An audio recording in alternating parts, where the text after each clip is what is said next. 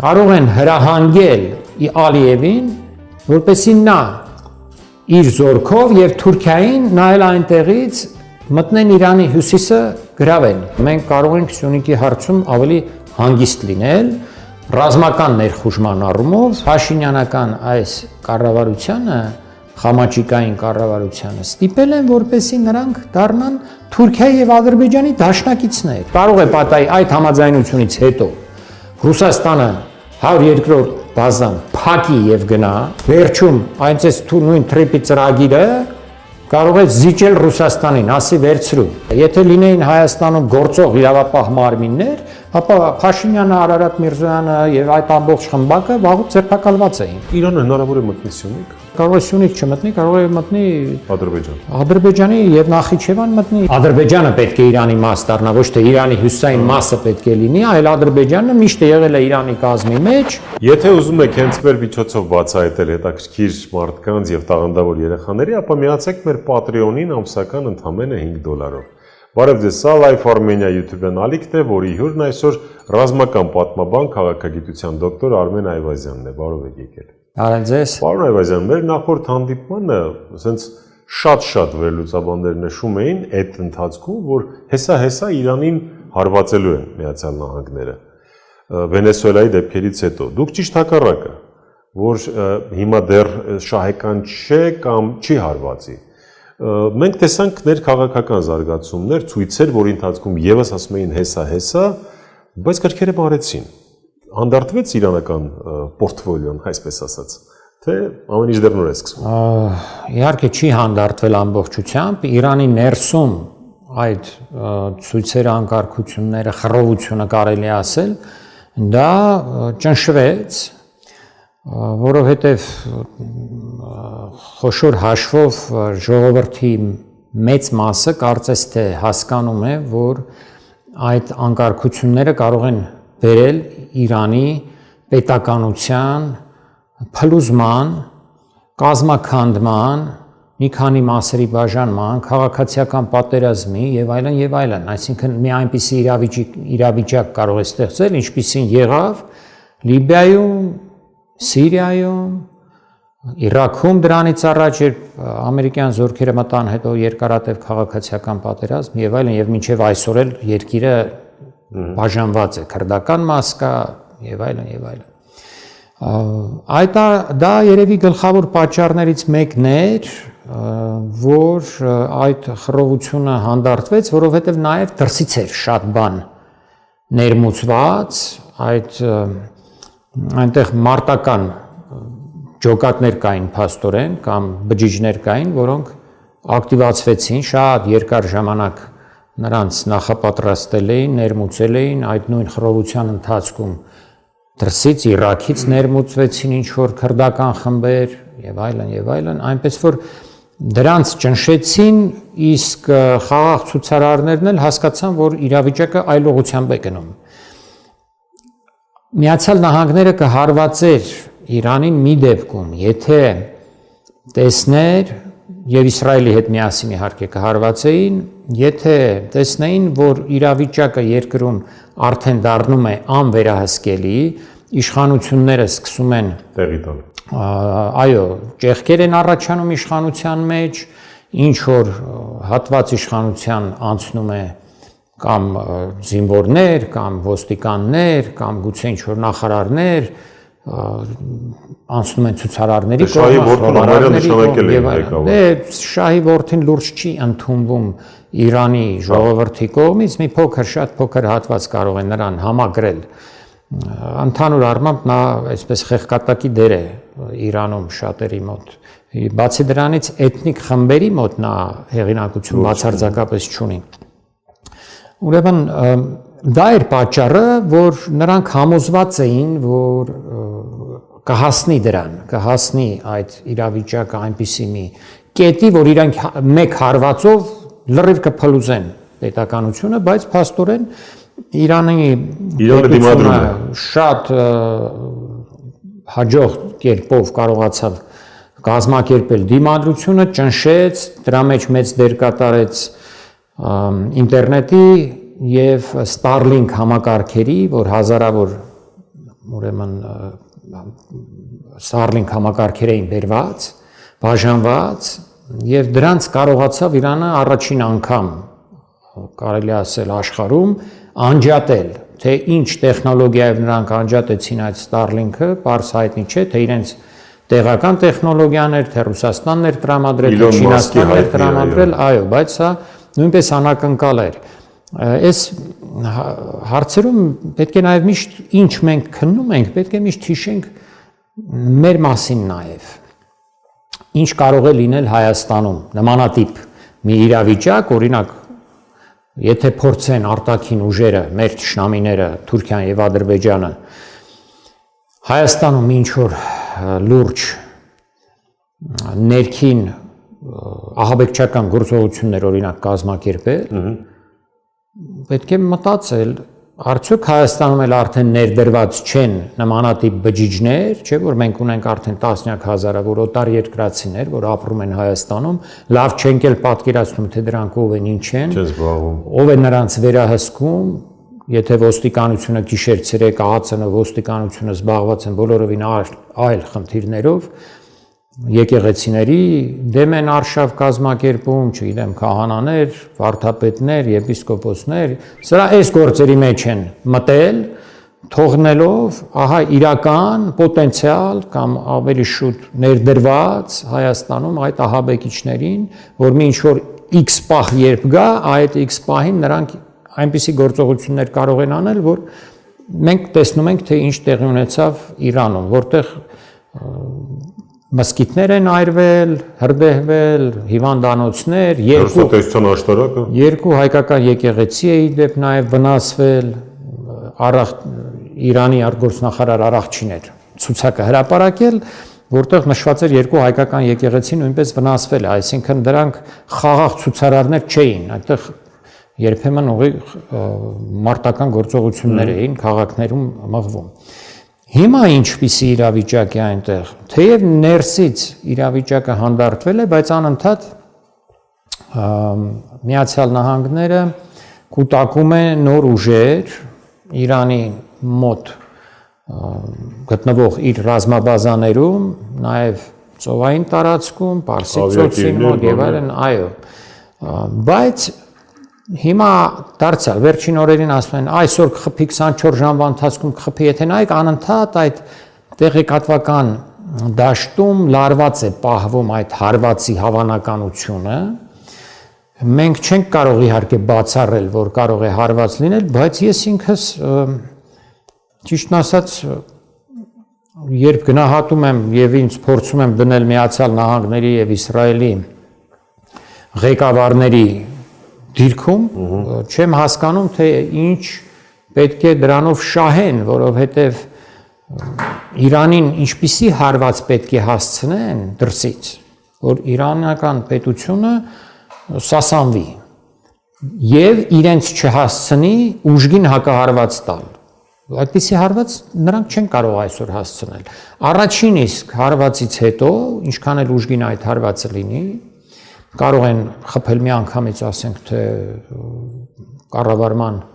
կենտրոններին, խորհրդարան լինի, կառավարության շենք լինի, նախարարություններ լինեն, իհարկե ռազմական օբյեկտներին եւ այլն, բայց դրանով չեն կարողանալու կանխել, կասեցնել Իրանի հակահարվածը, որը հետևելու է անմիջապես մեկ եւ մի քանի ժամվա ընթացքում եւ այդ հարվածի ընթացքում Իսրայելը շատ է տուժելու, սարսափելի ուժեղ ձևով է տուժելու, նաև Միացյալ Նահանգների ռազմաբազաները իդեպ զգուշացրել են։ Այո, ամեն օր են զգուշացնում, Միացյալ Նահանգների ռազմաբազաները, որոնք գտնվում են մոտակա բավական մոտ տարածության վրա Իրանից, Քաթարում, Քուվեյթում, Սաուդյան Արաբիայում, Բահրեյնում, Հորդանանում, Իրաքում դեռևս կարծեմ 1-2 փոքր բազա մնացել է։ Այսինքն այդ նաև Թուրքիայում կա իհարկե այդ բոլոր կետերին Իրանը կարողանալու է հարվածել,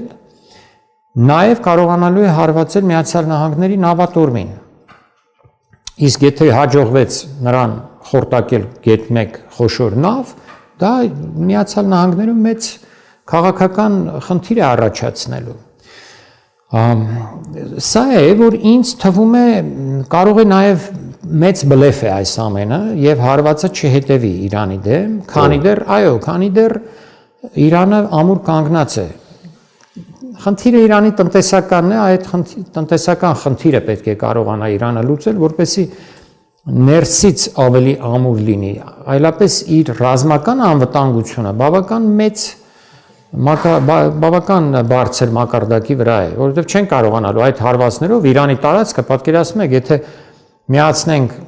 Ֆրանսիան, Գերմանիան եւ Իսպանիան, այդ երեք երկրները, դեռ Իրանի տարածքին չեն հասնի, դեռ այնտեղ մի 160,000 քառակուսի կիլոմետր էլ պետք է որ դառնան Իրան։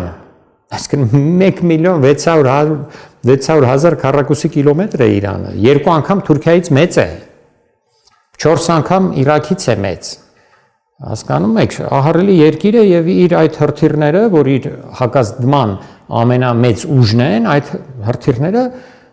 ծրված են ամբողջ երկրով մեկ, նաեւ ոչ թե բաց են դրված, այլ գետնի տակ են կամ թաքստոցներում են եւ այլն, չեն կարողանալու։ Եվ մի կարևոր բան էլ էստեղ ասեմ, տեսեք, Միացյալ Նահանգների ռեսուրսները այսօր ռազմական այն չեն, ինչ եղել են օրինակ 1960-ական, 70-ական, 80-ական, թեկուզ 90-ական թվականներին կամ 2000-ականների սկզբին, դա չի վիճակը։ Եթե 1970-ական, 80-ականներին Միացյալ Նահանգները կարող էր բերել այդտեղ մոտավորապես 7-8 ավիակիր այդ տարածաշրջան, Պարսից ծոց, Միջերկրական ծով, Կարմիր ծով եւ այլն Իրանին մոտ հատվածներում էլի տեղադրել, այսօր կարող է առավելագույնը 3 ավիակիր բերել, որը իրեն թույլ չի տա այդ դեպքում աշխարհի որևէ այլ կետում իրականացնել խոշոր ռազմական գործողություններ։ Իսկ այդպիսի ռազմական գործողություններ ամեն վայրկյան կարող են բռնկվել օրինակ Թայվանի դեմ, Չինաստան-Թայվան հարցերի պատճառով, այս Չինաստանը կարող է տեսնել, որ իր բոլոր ավիակիրներով գնացել է Միացյալ Նահանգները դեպի Իրան, բոլորով չասենք, բայց ուրեմն 3-ով, մոտ 5-6 առավելագույնը 5 կա, որ կարող են հենց այդ պահին կարճաժամկետ գործարկել։ Եվ եթե թեկուզ 3-ը կենտրոնացվեն Իրանի դեմ, ապա Չինաստանը ստանում է ձեռքերի ազատություն այնտեղ, հասկանում եք, կամ Վենեսուելան, հիմա Վենեսուելայի ափերի մոտ ես ինչու եմ ասում չեն հարվածի նաև, որովհետև Վենեսուելայի դեմ այդ ռազմագործողությունից հետո, հատուկ ռազմագործողությունից հետո հունվարի 3-ին այնտեղ կենտրոնացել էր Միացյալ Նահանգների նավատորմի մոտ 20%-ը, մինչև այսօր էլ այնտեղ են եւ նրանց լավագույն ավիակիրներ այնտեղ Ջերալդ Ֆորդը, մինչև այսօր էլ այնտեղ են, այսինքն այդտեղ մի բան քաշում է, այդտեղ ուժ է քաշում, նրանք գործողություններ կարող են իրականացնել Վենեսուելայի դեմ, Կուբայի դեմ եւ այլն, բլոկադա են ուզում, շրջափակել են ուզում Կուբան, Վենեսուելան է մասնակի շրջափակման տակ, ուրեմն այս պատճառով ինձ թվում է, թե քիչ հավանական է, որ հիմա կհարվածեն, այս պահին, երբ ամեն ինչ խաղաղ է Իրանում։ Բայց դեռ հարվածը ուժի մեջ է մնում։ Այո, դե չի բացառվում, մի ուրիշ հարց կա, որ այսօրվա Սյունիք Trip Trump-ի ուղի կոչվածից Իրանի հարավից, այսինքն վտանգները, որտեղ ցամաք ասում են կամ հարավից ծովով, կամ Իրաքից ցամաքով, կամ ցամաքով, այսինքն զորքով մտնել Իրան քիչ հավանական է։ Ոչ թե քիչ հավանական է, բացառված է։ Միացյալ Նահանգները այդ զորքը չունի եւ երբեք չի մտցնի այնտեղ։ Ուրիշ բան, եթե այդ օդային հարվածներից հետո ներսում լինեն այն մեր ասած այն քիչ առաջ որ ասեցի այդ խլրտումները լինեն, ինչ որ խմբեր էթնիկական փորձեն անջատվել, թուրքախոս խմբերը փորձեն ինչ որ դեպի Ադրբեջան, Թուրքիա ինչ որ խաղեր տալ եւ այլն, այդ ժամանակ կարող են հրահանգել Ալիևին, որպեսզի նա իր զորքով եւ Թուրքիային նայել այնտեղից մտնեն Իրանի հյուսիսը գրավեն, ասելով թե մեզ օգնության կանչեցին կամ այնտեղ արդեն անիշխանություն էր, այո, այնտեղ մենք մտանք որպեսզի խաղաղություն հաստատվի, ոչ թե մտել ենք անեքսիայի նպատակով, ժողովուրդ եւ այլ, այսպիսի մի բան, կամ անունը դնեն, ասեն կոտորում են մեր ժողովրդին այնտեղ Իրանի, ուրեմն իրանական ուժերը ադրբեջանցիներին կոտորում են եւ մենք այնտեղ գնացել ենք օգնություն ցույց տալու, բայց դա միայն այն դեպքում, երբ տեսնեն, որ բանակը լավ վիճակում չի Իրանի, այնինչ այսօր Իրանի բանակը շատ լավ վիճակում է եւ բանակը եւ մնացած բոլոր ուժերը, հատկապես Իրանի, ուրեմն իրանական իսլամական հեղափոխության պահապանների կորպուսը։ Այնպես որ սա է իրավիճակը եւ դա կապված է իհարկե մեզ հետ դարձյալ, քանի դեռ Իրանը ամուր է, քանի դեռ Իրանը կայուն է, Սյունիքից գնանք այո, մենք կարող ենք Սյունիքի հարցում ավելի հանգիստ լինել, ռազմական ներխուժման առումով, իհարկե հիմա նպատակ է դրված Սյունիքը գրավել եւ հայաթափել այդ թրիփ ծրագրով։ Հենց այդ թրիփ ծրագիրը հայաթափման ծրագիր է։ Ինչու պարոն Այվազյան, նախր դրան իշխանությունները նենց են գլուխ գովում, նենց են դրոշակ սարքել։ Ի վերջո, Թրամփը հավաքել էր Դավոսում երկրների տնտեսական ալիևներ, մենք ի վերջո նախագահին տեսանք Հայաստանի Հանրապետության, որը քիչ էր մնում ծնկաչոք շնորհակալություն հայտներ Ալիևին, բայց հիմա դուք կմեկնաբանեք աղամարտը ճիշտ է անում, որ հայաթափել է Արցախը, վերջին 10 հայերն էլ եկան, էթնիկ զտումը արել մի խոսքով։ Հիմա այդ խաղաղության ծրագիր կոչվածը, որը Թրիմփի անվան տակ ցենց բան են անում, էլի։ Արդյոք իսկապես բլեֆ է կամ բան չէ, էլի, որ ցենց վերստեն ու դրանով գլուխ գովեն։ Մարդիկ խաղաղություն են հաստատել։ Ամերիկայինն էլ բերել են մտցրել են Սյունիք։ Ես այդ մասին խոսել եմ, գրել եմ, հիմա պետք է մի քիչ կրկնվեմ այդ դեպքում։ Հարցն այն է, որ Հայաստանը փաստորեն հանձնում է իր ինքնիշխանությունը այնտեղ։ Ամենակարևորը ինչն է, ճանապարհները, հաղորդակցության ուղիները, այդ հաղորդակցության ուղիների տերը Հայաստանը չի լինելու, ինչքան էլ այնտեղ գրված լինի, որ ինքնիշխանությունը պահպանվում է, այս այն է, այդ նույն փաստաթղթի մեջ, որ Մարկո Ռուբիոն եւ Արարատ Միրզոյանը ստորագրել են Վաշինգտոնում, բարձ գրված է, որ ստանում է բացառիկ իրավունքներ այդ թրիփի ընկերությունը, բացառիկ իրավունքներ այդ շենքերի վրա, երկաթգծերի վրա, ճանապարհների, ենթակառուցվածքների վրա, մալուխների գծերի վրա եւ այլն եւ այլն։ Դա ինչ է նշանակում, որ իրենք են վերահսկելու, ոչ թե մենք ենք վերահսկելու։ Հիմա արդեն երևում է, որ Հայաստանին ներքաշել են, ստիպել են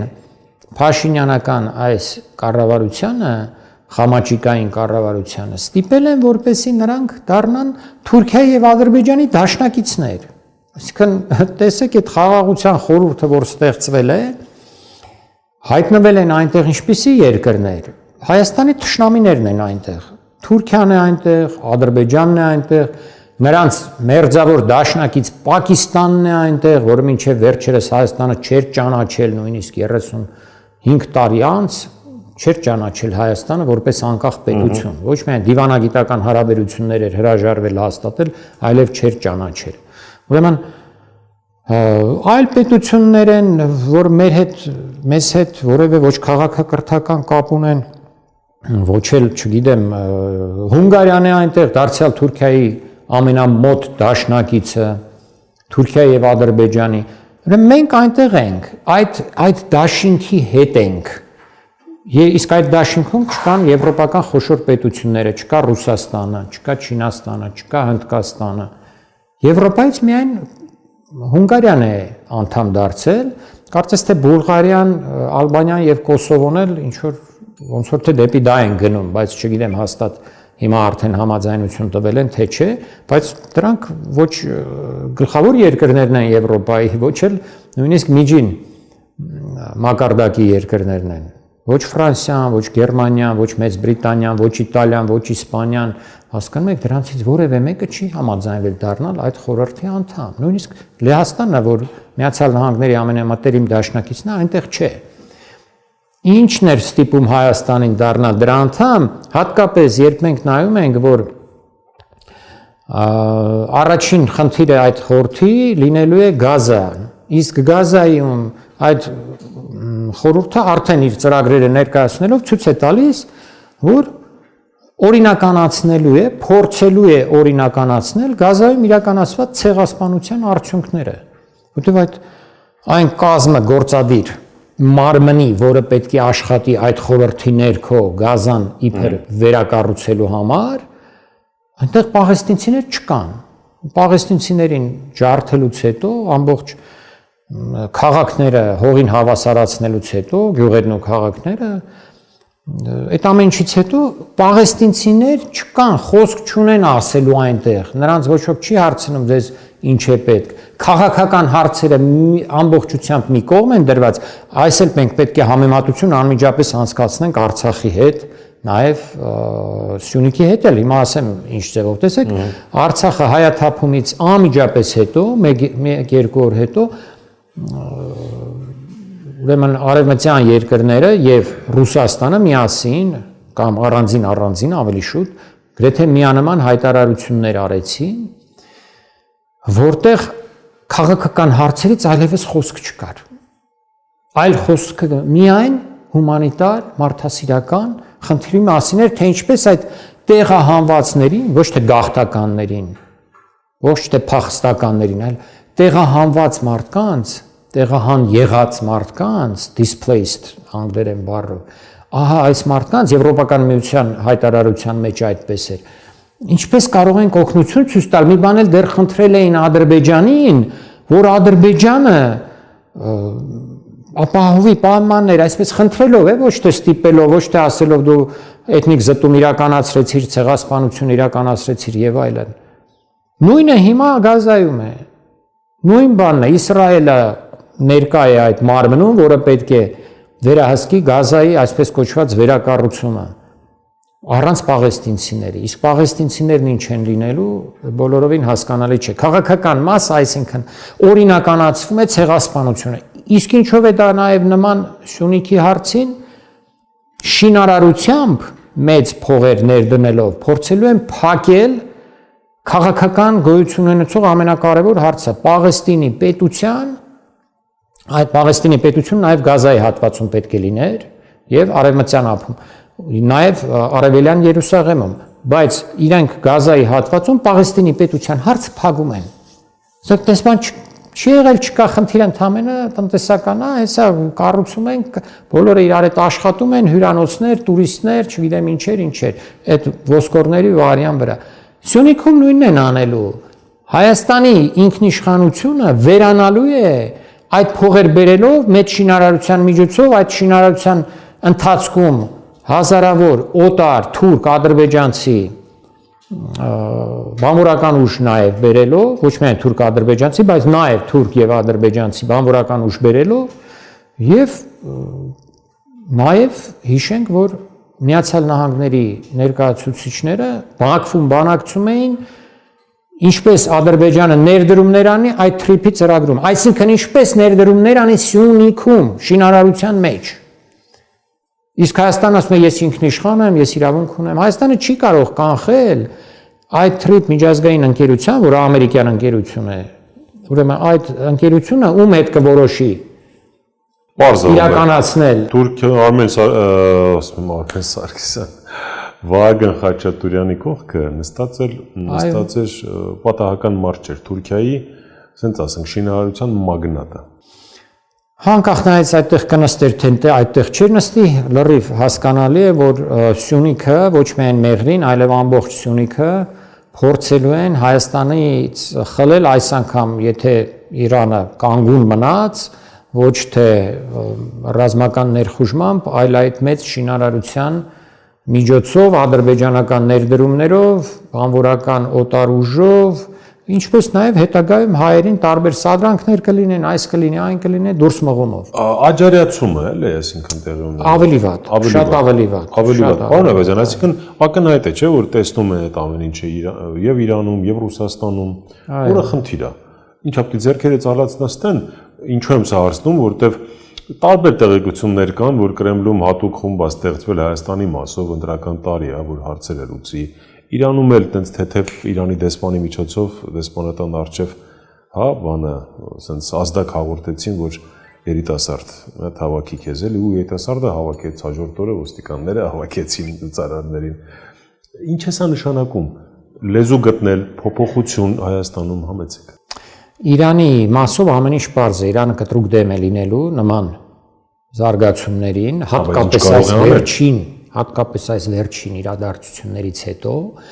երբ Իրանի ղեկավարությունն էլ համոզվեց, որ Միացյալ Նահանգների հետ չի կարողանալու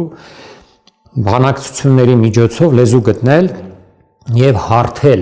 այդ իրենց ունեցած հակամարտությունը ինչ որ չափով մեղմել, փորձել գնալ պատժամիջոցները հանվեն, այն, համոզվեցին, այսինքն այդ ամեն ինչից հետո, երբ պարզ էր, որ կազմակերպել է Իրանի այդ ներքին խժդժությունները կազմակերպված էին Մոսադի եւ նաեւ Ամերիկայի կենտրոնական հետախուզական վարչության կողմից, բացի այդ նույնիսկ ասում էին, օրինակ ԿՀՎ-ի նախկին պետը պարզ ասաց Մարկ Պոմպեոն, ասաց ես ողջունում եմ իրանցի բոլոր ցուցարարներին եւ նրանց կողքը քայլող Մոսադի գործակալներին։ Այսինքն չեն էլ թաքցնում, այլևս բավական բաց են խոսում եւ ուրիշ շատ դեպքերում էլ բարձրացվեց այդ ամեն ինչի մասին։ Թեկուզ այն միայն այն փաստը, որ հազարավոր Starlink համակարգեր էին ներդրված այնտեղ, ով պետք է Starlink-ը այնտեղ բերեր, եթե ոչ ԿՀՎ-ն։ Հասկանում եք, կամ Մոսադը իրար հետ միասին։ Կամ մնացած արևմտյան հատուկ ծառայությունները, մի 6-ը կլինի, թե մնացած ֆրանսիականը եւ այլն, չգիտենք արդեն, բայց գոնե այդ 2-ը կամ 3-ը հաստատ։ Ուրեմն այսպիսի մի վիճակ է եւ մեր պարագայում Իրանի մասով եթե հասկանալի է որ դեմ է լինելու, հիմա ավելի շատ է դեմ լինելու, քան նույնիսկ մի քանի ամիս առաջ, երբ օգոստոսին հայտարարվեց այդ ծրագրի մասին, հիմա ավելի դեմ է լինելու, գուցե դեռ չարտահայտվեն, բայց տեղը գալու կասենել եւ կգործենել։ Իսկ Ռուսաստանի մասով հասկանալի չէ դեռևս, որտեղ Ռուսաստանը մեծ առևտրի մեջ է Միացյալ Նահանգների հետ։ Արդեն երկար ժամանակ է, այդ Վիտկոֆը ինչքան ժամանակ է գնում գալիս, քանի հանդիպում ունեցել Մոսկվայում եւ քանի անգամ է Ռուսաստանի ներկայացուցիչ Կիրիլ Դմիտրիևը այցելել Միացյալ Նահանգներ։ Արդեն 10-ից ավել անգամ են այդ հանդիպումները տեղի ունենում եւ դա հասկանալի է արդեն, հիմա օրինակները չբերեմ, առաջի անգամ երբ եկավ Վիտկոֆը Մոսկվա, ես այն ժամանակ անմիջապես գրեցի, անցյալ տարվա մարտ ամիսներ թե գարուններ, Մոսկվայում բանակցություններ անցկացնելուց հետո անմիջապես թռավ Բաքու, չհայտարարված այց էր դա, ինչու համար գնաց, հասկանալի էր, որ կապ կա մեզ հետ, կապ կա այս Սյունիքով անցնող ճանապարհների հարցի հետ, կապ կա Իրանի հետ, այսինքն երբ Ուկրաինայի համար Ռուսաստանը բանակցում է Միացյալ Նահանգների հետ, բանակցում է նաև Իրանի հարցով, Հայաստանի հարցով, զիջումների մասով, Ռուսաստանը մենք չգիտենք, մեզ վերջնականապես զիջում է Միացյալ Նահանգներին, թե փորձելու է իր ներկայությունը այստեղ որոշ չափով պահել, չգիտենք, հայտնի չէ, ամենայն դեպս մասամբ արդեն զիջել է, Արցախը զիջել է ամբողջությամբ է զիջել, Սյունիքի մի մասը զիջել է, Սյունիքի գլխավոր մայրուղին Հայաստանի, որ տանում էր դեպի Իրան, զիջել է, ոչ միայն Հայաստանն է զիջել այդ մայրուղին, Ռուսաստանն է զիջել, որտեղ եթե հիշում եք Շոյգուի նաև մասնակցությամբ էր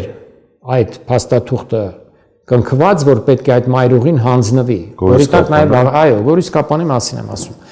Ուրեմն Ռուսաստանի մասով պարզ չէ, որովհետև պարզ չէ, թե ինչ համաձայնության են գալու Ուկրաինայի հետ։ Լավ, իմաստը ես էլի եմ ուզում հակադարձել, բայց այդպես չէ էլի, որ մենք էլ մեխի գլուխ ենք էլի, չէ։ Լավ։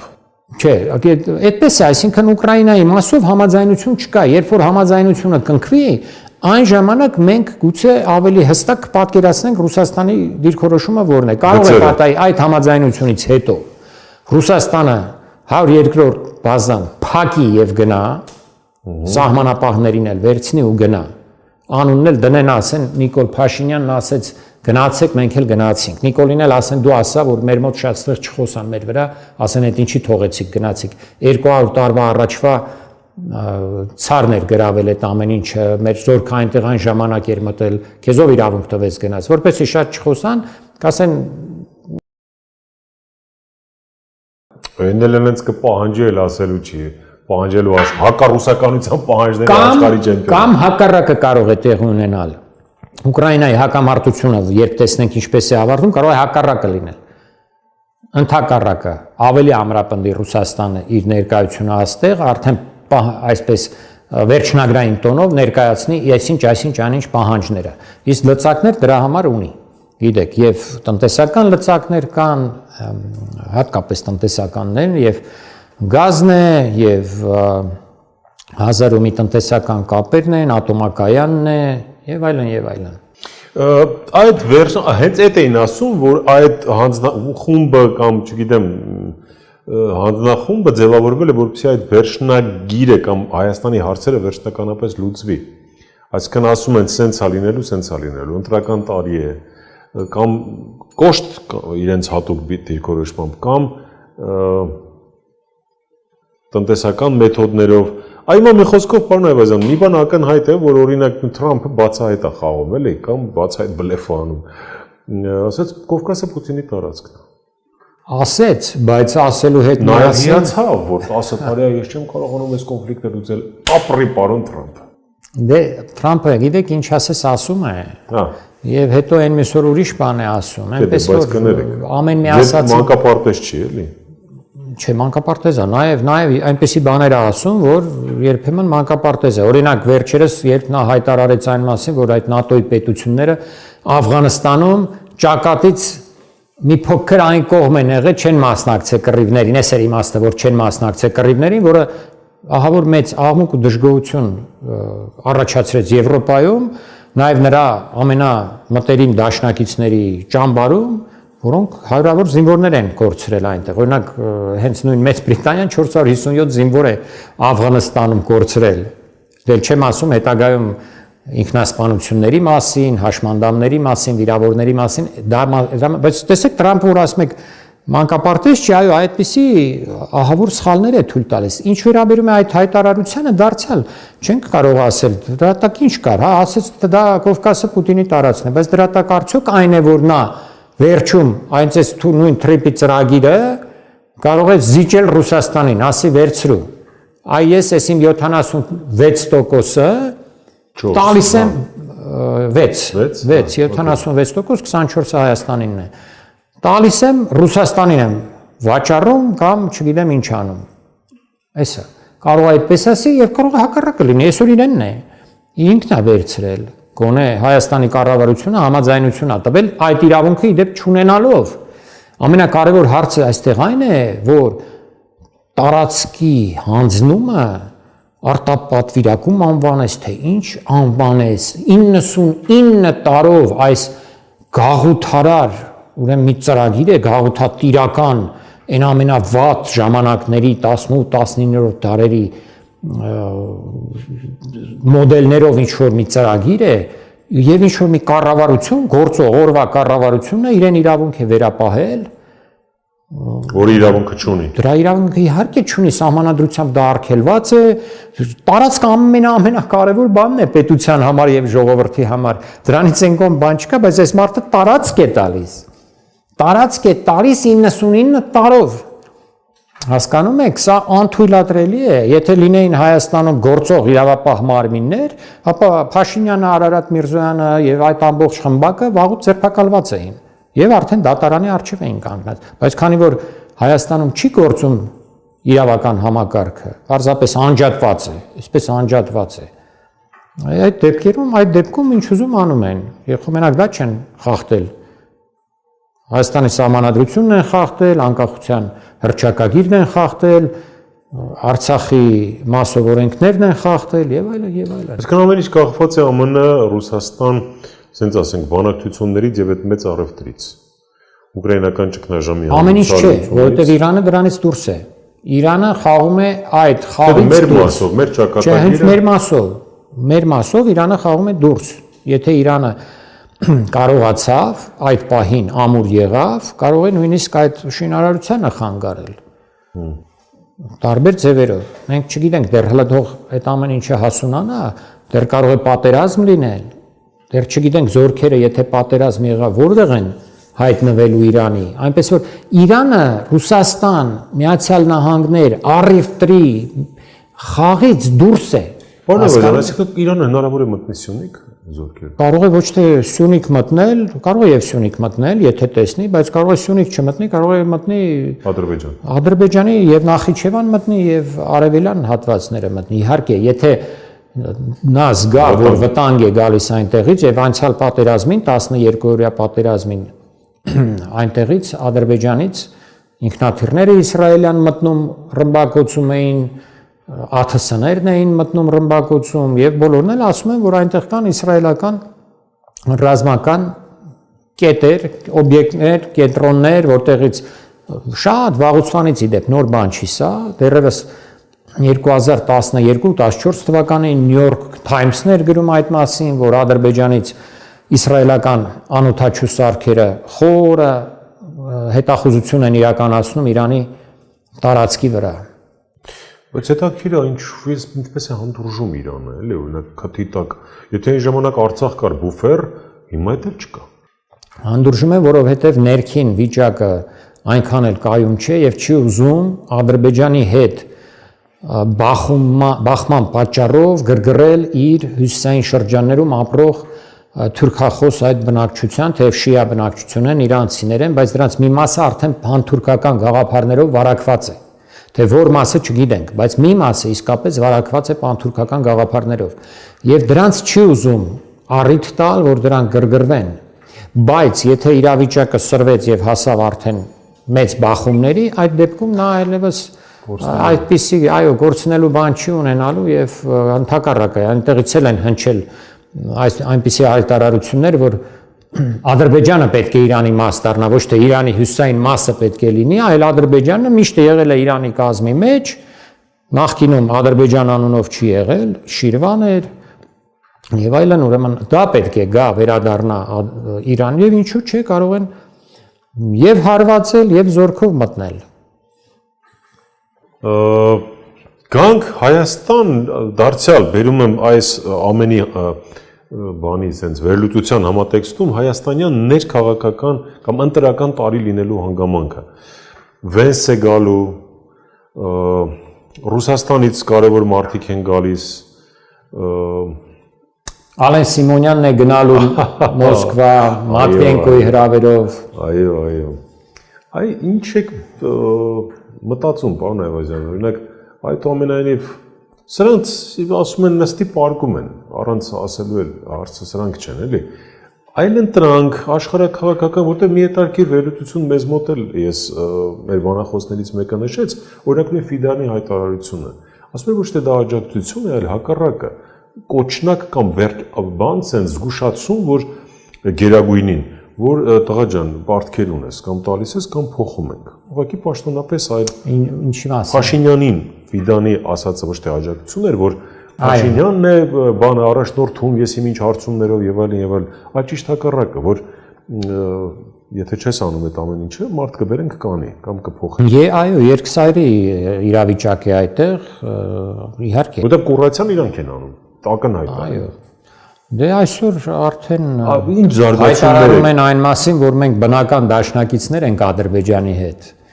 Գեգամ Նազարյանն էր կարծեմ այդպես հայտարարել, որ այսօր այո, բայց չէ, այսօր նա իշխող ուժի խոսնակներից մեկն է։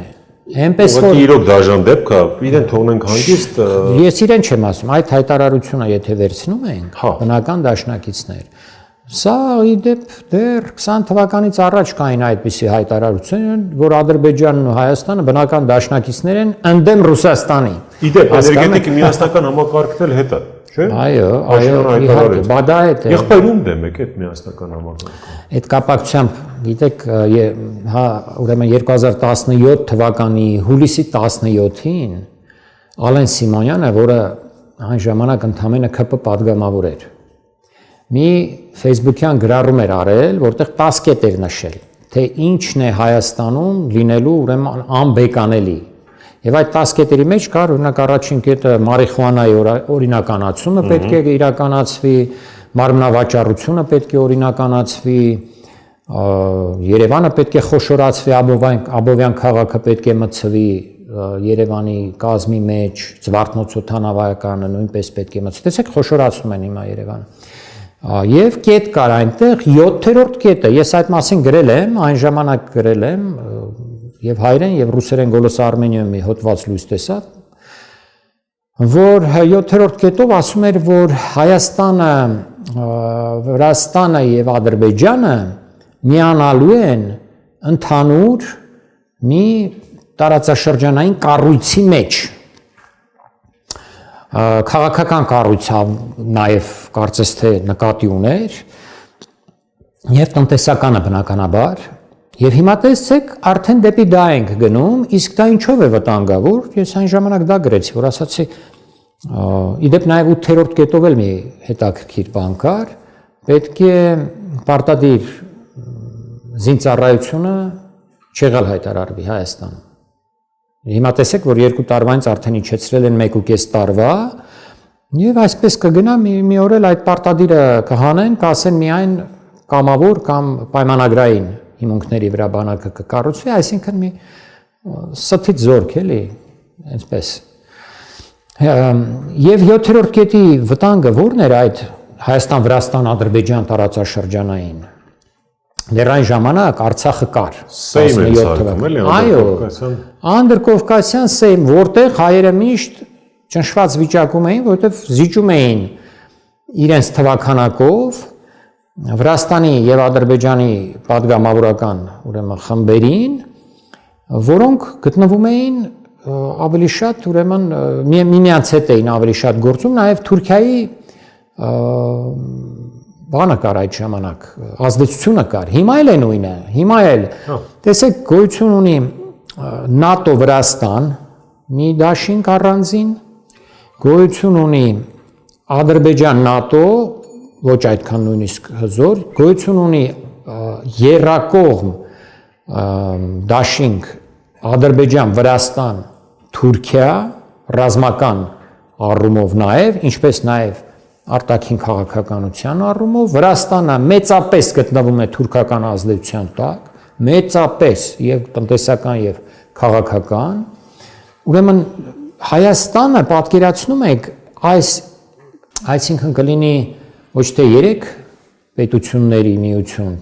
Հայաստան, Վրաստան, Ադրբեջան, այլ 4, Թուրքիա, Ադրբեջան, Վրաստան, Հայաստան, որտեղ Հայաստանը ունենալու է ցեղասպան 2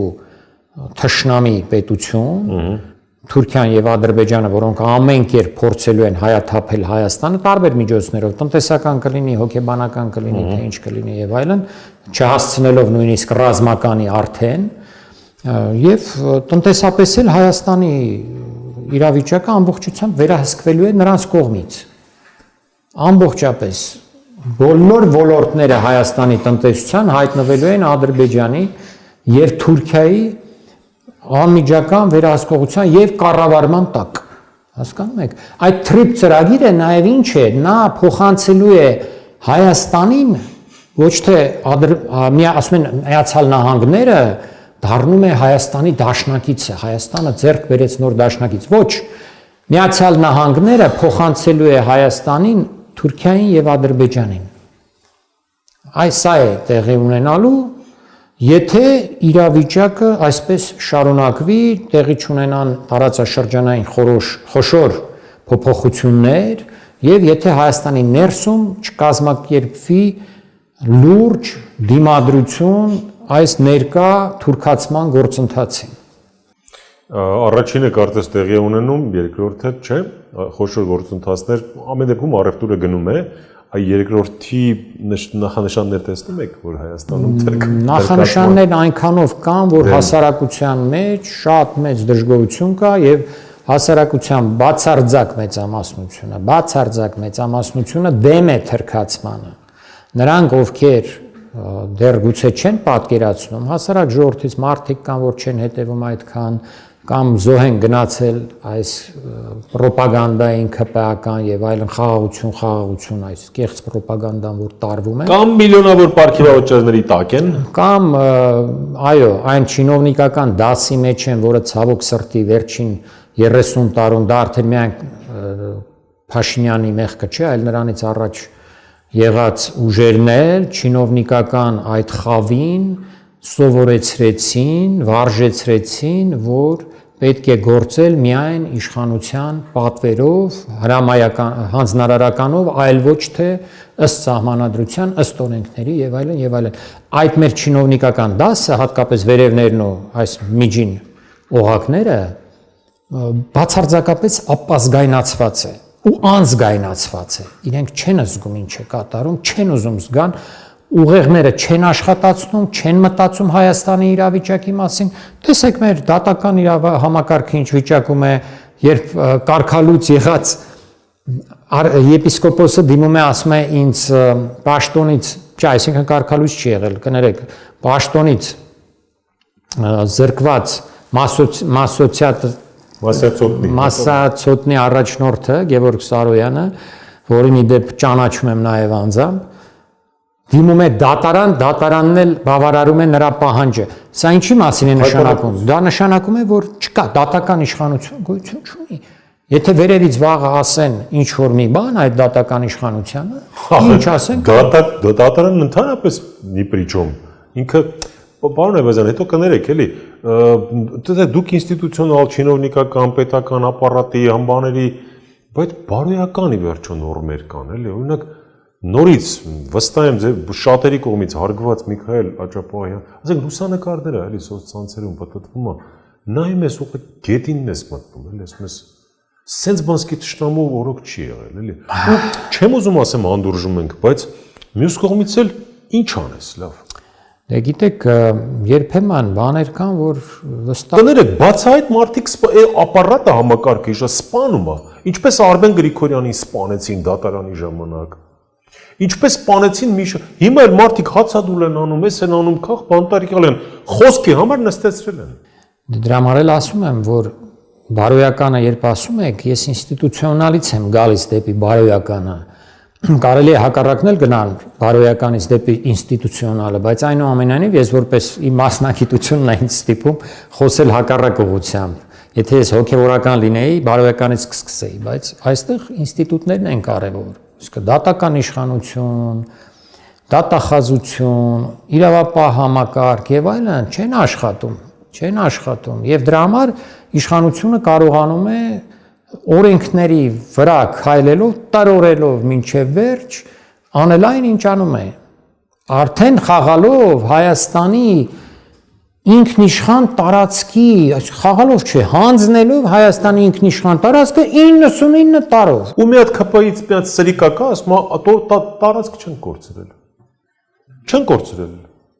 Այսինքն լեկտիության, ցինիկության գերադրական չէ, ես իմ տիեզերական աստիճան։ Լավ, թողնենք իրենց իրանց հետ ասում ամեն ինչ հասկանալի է։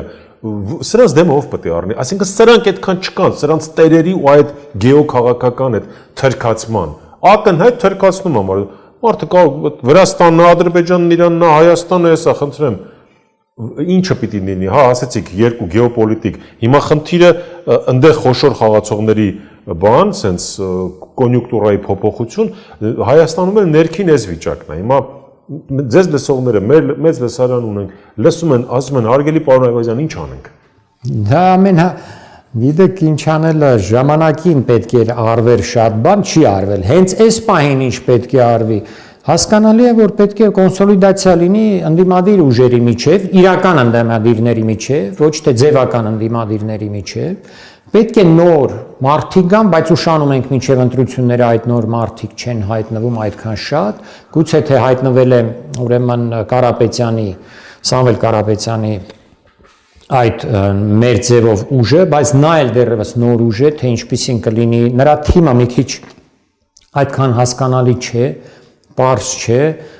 քաղաքական, քանի որ հարցերով էլ քիչ են զբաղվել կամ առհասարակ չեն զբաղվել, այսինքն իրավիճակը բավական ամորֆ է ու հաջող չէ։ Թե ինչ պետք է անել, սա պետք է անել, բայց դա կարելի էր անել ընդդիմությանը, ես քանի անգամ արդեն դեկտեմբերից սկսած ասում եմ, ամենատարական բաները չի անում, այս պաշտոնական ընդդիմությունը, խորհրդարանական ընդդիմությունը, տարական գործողությունները, որ պետք է անի, չի անում։ Այդ կոնսոլիդացիան հասարակության ինչպես պետք է տեղի ունենա, տարբեր ակցիաների միջոցով։ Իրենք միայն քննադատելով չեն կարող երբեք հասնել կոնսոլիդացիայի։ Մարդիկ պետք է ինի գան։ 100 անգամ ասեցի, այս եկեղեցու հարցում, գոնե մեր եկեղեցու հարցում մի մեծ համաժողով կազմակերպեք, մեծ դահլիճ վարձեք, մարդկանց հրավիրեք, մարդիկ գան, հարյուրներով մտավորականներ կգան, գիտնականներ կգան, գրողներ կգան եւ այլն, ամեն մեկը իր խոսքը կասի, նոր առաջարկություններ կարվեն, մարդիկ իրենց ուժը կզգան, այդպես է Ղարաբաղյան շարժումը, այդպես էր 88 թվականին։ Մարդիկ իրար պետք է գան, իրար պետք է հանդիպեն, տեսնեն ով ում հետ է աշխատում, ոնց են աշխատում, նոր մարդիկի հայտ կգան, բայց մեր ընդդիմությունը չի անում։ Այդ հաստարակ տարական հարցը չի ուզում լուծել։ Ինչու՞։ Այստեղ էլ արդեն ուրիշ հարցեր են առաջանում, գուցե թե այդ համաժողովին կհայտնվեն այնպիսի մարդիկ, այնպիսի ելույթներ կունենան, որ մարդիկ կասեն, այս մարդն ենք ուզում, որ լինի նես ղեկավար։ Հաջորդ ընտրություններում բերեք սրան առաջ տվեք, ոչ թե ձեր եղած են մարդկանց, ում ճանաչում ենք եւ ում առանձնապես մինչեւ այսօր, ինչպես տեսնում ենք, ժողովուրդը չի ոգևորվում նրանց առաջնորդությամբ։ Այնինչ հիմա պետք է ոգևորվի, իր նոր առաջնորդներ են պետք, այդ նոր առաջնորդներով պետք է ոգևորվի եւ հավատա դրանց։ Հասկանում եք։ Չի ուզում, նաեւ դա է պատճառը գուցե, կամ էլ թե չէ պատճառն այն է, որ նրանք էլ են նույն կենտրոններից ստանում իրենց պատվերը եւ նրանց էլ է այսօր ասված սպասեք, մի գործեք։ Մենք ձեզ կասենք, երբ անեք, ինչ անեք, ոնց անեք։ Չգիտենք։ Տխուր է։ Շնորհակալություն։ Ես էլ եմ շնորհակալ։ Հերթական անգամ հետաքրքիր էսպես մեր խնդիրների, մեր ռեգիոնալ ու աշխարհակաղակական հարցերին խորքային մասնագիտական վերլուծության համար։ Ռազմական պատմաբան, քաղաքագիտության դոկտոր Արմեն Այվազյանն էր այսօր Live Armenia-ի հյուրը։ Դուք էլ ձեր տեսակետը գրեք, մեզ համար այն կարևոր է։ Շնորհակալություն, որ բաժանորդագրվեցիք մեր արիքին եւ իհարկե նյութը դիտեցիք։